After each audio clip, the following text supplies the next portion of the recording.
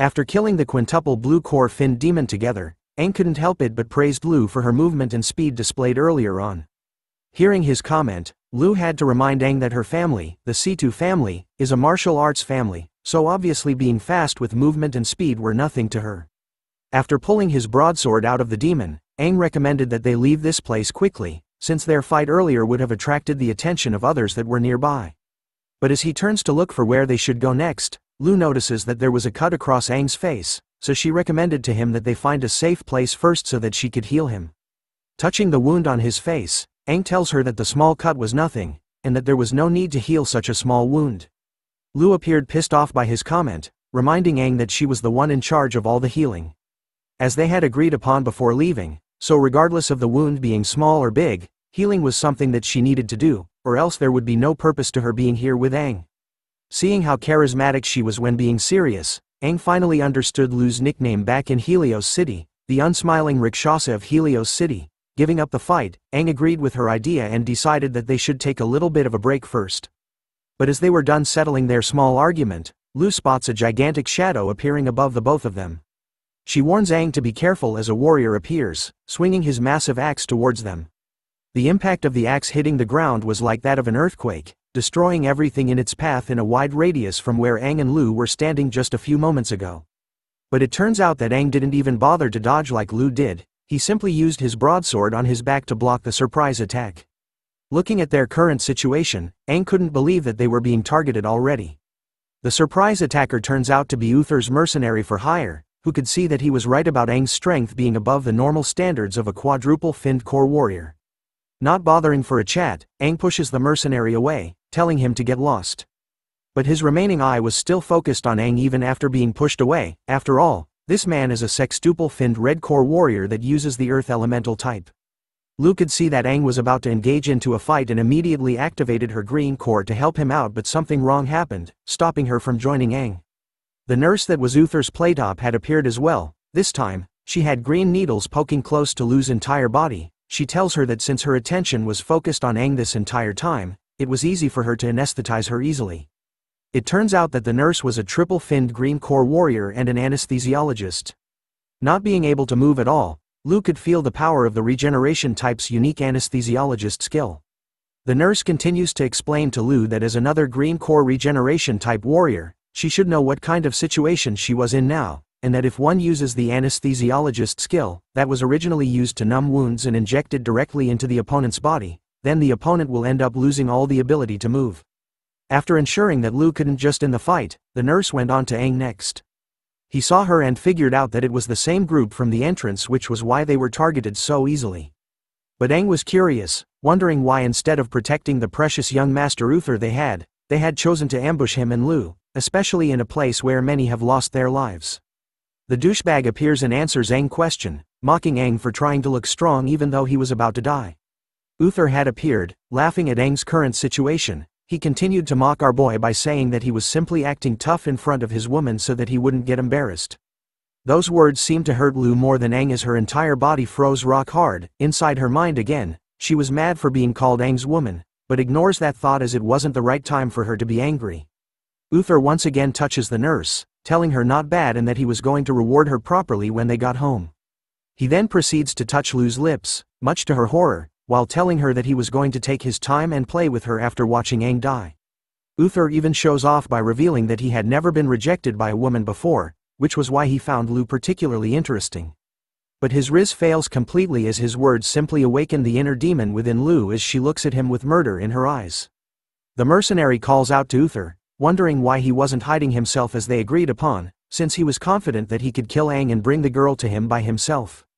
Uther simply tells him that hiding was way too depressing, and that he was confident with the mercenary around that no one else would dare to launch a sneak attack against them. He even reminds him that he was a quintuple-finned warrior, so he shouldn't look down on him that much. But as they were chatting, Aang's voice became demonic and serious, asking Uther if he didn't want his hand attached to his body anymore. A vicious red demonic aura was surrounding Aang's entire body.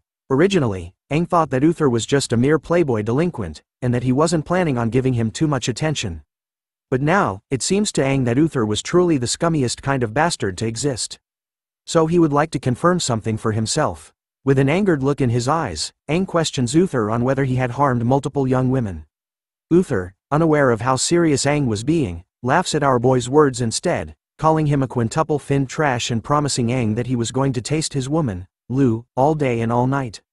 The mercenary on the other hand, understood the seriousness behind Aang's words. He could only think of Uther as a stupid young master who has been pampered by his family, so he didn't have any idea who he was messing with. Thinking about the number of connections and strings Uther's powerful daddy had to pull to allow him to become a warrior, the mercenary could only see Uther as a joke of a warrior, who has never even killed a single demon on his own, and still has the audacity to mock others. Since the mercenary was a sextuple-finned warrior, he wouldn't be here with such a disgusting and annoying bastard like Uther if his family hadn't promised such a huge payment. The mercenary would have killed him a long time ago personally, but decides to forget about it. He reminds Uther that his father had instructed him to listen to all of his instructions, once they were out there, but before the mercenary could finish his sentence. Aang interrupts him, by telling Uther that right now, he didn't have any problems ending his life.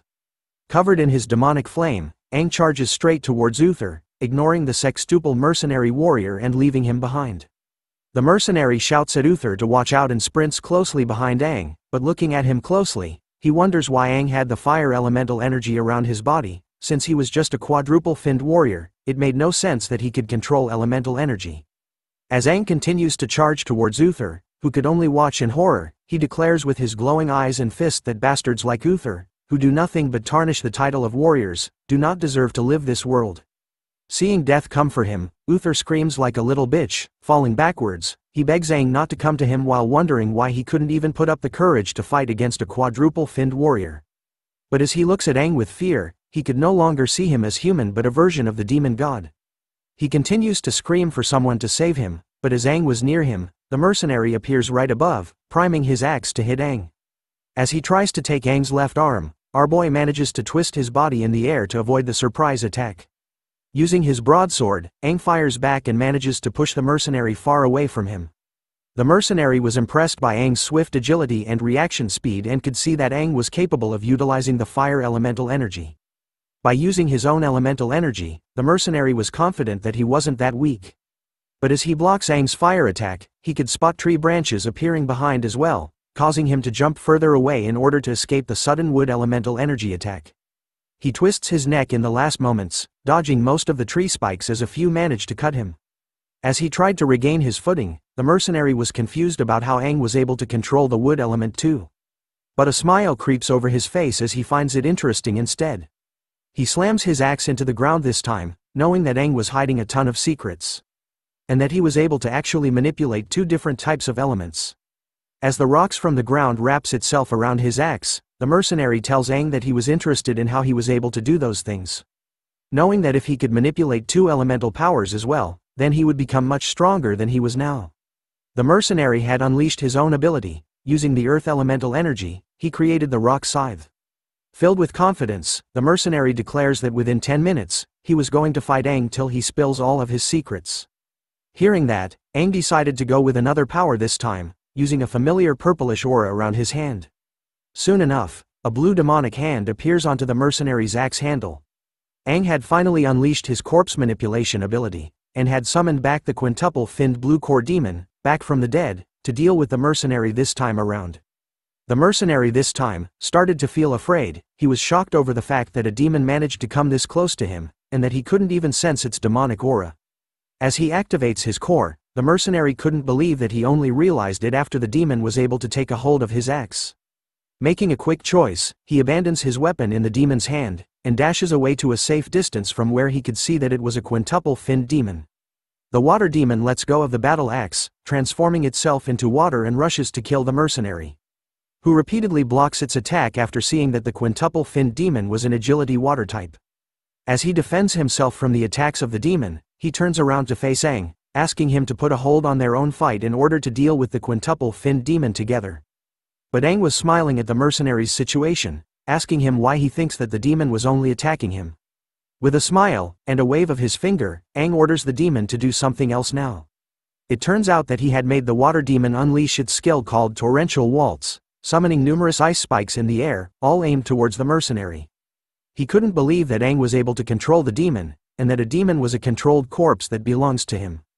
All this could only make him wonder how much strength Aang was hiding till now as he summons his Earth Dragon shield in order to defend against the water demon's attack. The shield he created was strong enough to deflect all the ice spikes that came to him. Aang was watching the mercenary closely, impressed on how capable he was, which was expected of a warrior being employed by a reputable clan. After hiding in his shield for a while, the mercenary decides to do something else. He stretches his arm out, calling for his axe to come, while it sheds the stones off its blade. Just like Thor's hammer, the axe is summoned back by its owner, spinning at a fast rate towards the blue core finned demon as well. The axe manages to land itself just inches away from the back of the finned demon, but at the very last second, the blue finned demon bends it like Beckham, dodging the axe's surprise attack. The mercenary couldn't believe that the demon was able to do that, because he had removed the gigantic axe form for higher speed, and yet, the demon still dodged his attack. Turning back to look at Aang, he knew that it was probably because of him. With his power of controlling demons, the mercenary couldn't help but think that Aang might actually be a septuple finned warrior. But he brushes that thought aside, knowing that right now, he had to deal with the water-finned demon first. But as he moves in to engage with the demon, tree branches appear from underneath the ground based on the powers of the wood elemental energy, grabbing a hold of his ankles and stopping him from moving as the finned demon looks like it's about to body slam him. The mercenary couldn't move at all and could only face the attack of the finned demon head-on, as both their forces collided with one another, destroying everything near them. This time, the mercenary was bleeding from his mouth as he held out against the finned demon. He knew that if the demon was alone, then it wouldn't be an issue. The problem was Aang, who was using sneak attacks against him as well. Uther, the coward, was hiding behind the nurse this time, ordering her to go and quickly kill the demon first. But she tells him that she specializes in healing, not in fighting. And that she had to maintain her skill in order to keep Lu from moving. But as the two were arguing with one another, Lu was on the move. She could feel that her left hand was able to move slightly. Back to the coward, he was telling the nurse that he no longer cares about Lu, and that what matters now is his safety because of the demon. After all, they wouldn't be getting paid if he gets even a single scratch. But as the nurse tries her best to talk with Uther, Lu appears and stabs the hoe straight in her chest from the back using the same green spike. Surprising Uther, as she stabs the nurse, Lu tells him that she pities the fool. As a warrior he should have been trying his best to fight, and not hide. The nurse was stunned by Lu's sneak attack as she couldn't even move her body this time, but she also questions Lu on how she was able to undo her skill. Lu explains that she was a green core warrior too, so she had memorized everything related to all kinds of recovery and healing support type skills. As long as she could use her energy to cause the nurse skill to flow in the opposite direction, then the paralysis would be reversed. After all, a regeneration support type can both save or kill people. The nurse's eyes started to close after hearing Lu's explanation, revealing that the single-finned warrior was a regeneration support type genius. After the nurse fell to the ground, Lu tells Uther that he was next, and that she had avoided piercing any internal organs of the nurse, but it was all up to her to survive in the end. But Uther's ending was going to be different. This, she promises to him. Uther was angry over Lu's sneak attack. After all, it came from a single-finned warrior, who dares to use such underhanded methods like this. But the coward was confident this time. Although he couldn't fight demons, Uther was sure that he could at least defeat a single-finned warrior like Lu. But Lu was able to see that his breathing was unstable, and that his stance was awkward, as though Uther never had any real battle experience. She figures out that he was probably one of those quintuple-finned warriors who were nurtured by loads of resources from their family, and simply existed to achieve more fame and reputation for their clan. After all, to Lu, delinquents like Uther have brought shame to their statuses as warriors, making her angry beyond hell. Uther was mad at Lu's true but harsh words. He wonders how she knew that he didn't have any battle experience. In a flashback, we could see that for the past 10 years, Uther's father would invite many strong warriors to help him endure the immense burden from the cores, even though the process was immensely painful, and every time that he went through it, he would end up peeing himself. But he still managed to complete the process under the protection of all those hired warriors, allowing him to climb up successfully to become a quintuple warrior. For this trip to the cemetery castle, his father had spent a lot of money to hire the mercenary to protect him, along with a healer to save him if things had gone bad.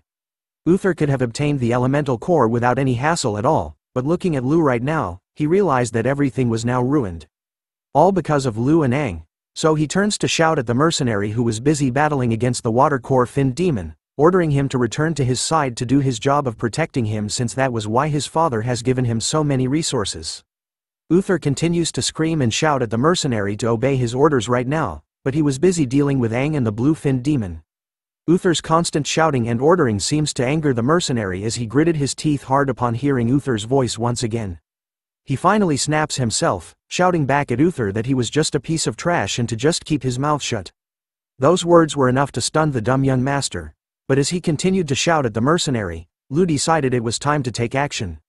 Uther sees this and activates his blue core ability, but Lu manages to dash right behind him, before he could even react.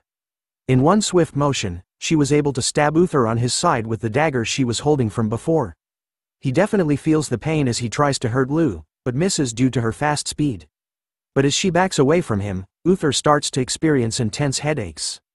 Looking at him closely, Lu knew that Uther didn't even know how to use his energy, and that if he activates the immense strength within the quintuple finned core on his core carelessly, something bad is gonna happen. A flashback is seen from where Jin was giving the team a lecture. He informs them that if a warrior ends up suffering a backlash from the immense energy within their core, they will become uncontrollable. So they should distance themselves immediately upon meeting such warriors. Since it was impossible to determine just what they might do in that dangerous situation, if they ended up fighting one another, they would be heavily injured. So he tells them that in case they were to suffer backlash from the energy in your core, they needed to stay calm and to reroute the energy to a familiar pathway within their body. Or else, they will end up being blown up by the ferocious energy within themselves. After recalling that lecture from Jin, Lu starts to smile and charges straight to Uther, who was unstable right now, because she wanted him to explode. A suitable ending for a douchebag. Thanks for watching the latest part from the voice of Manhwa. Subscribe for more content and don't forget to comment below what you want to see in the future. Like and share for more.